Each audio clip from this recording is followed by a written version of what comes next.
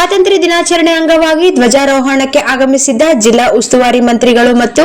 ರಾಜ್ಯದ ಸಣ್ಣ ನೀರಾವರಿ ಸಚಿವರಾದ ಅಜಯ್ ಸಿಂಗ್ ಇವರಿಗೆ ರಾಯಚೂರು ಜಿಲ್ಲಾ ಕಾಂಗ್ರೆಸ್ ಕಾರ್ಮಿಕ ವಿಭಾಗದ ಅಧ್ಯಕ್ಷರಾದ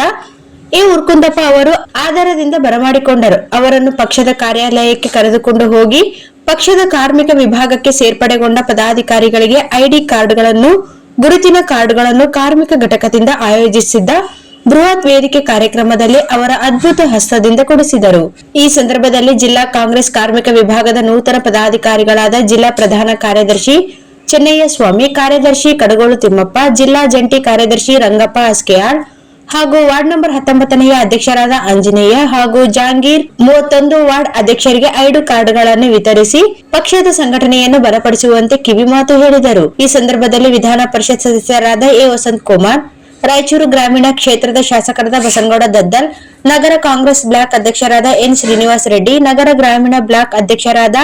ಕುರುವದೊಡ್ಡಿ ಆಂಜನೇಯ, ಕಾಂಗ್ರೆಸ್ ಮುಖಂಡರಾದ ರವಿ ಪಾಟೀಲ್, ಮಲ್ಲಿಕಾರ್ಜುನ್ ಗೌಡ, ಜಿಲ್ಲಾ ಸಂಘಟನಾ ಕಾರ್ಯದರ್ಶಿ ಹುಲಿಗಪ್ಪ ಮಾಡ್ಗೇರಿ,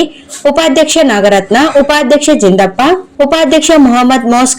ಸಹ ಕಾರ್ಯದರ್ಶಿಗಳಾದ ನರಸಿಂಹಲು, ಮುದ್ದಣ್ಣ, ನಗರ ಜಂಟಿ ಕಾರ್ಯದರ್ಶಿ ಬಾಬು ಮತ್ತು ಕಾಂಗ್ರೆಸ್ ಕಾರ್ಮಿಕ ವಿಭಾಗದ ಪದಾಧಿಕಾರಿಗಳು, ಮಹಿಳಾ ಪದಾಧಿಕಾರಿಗಳು ಭಾಗವಹಿಸಿದ್ದರು.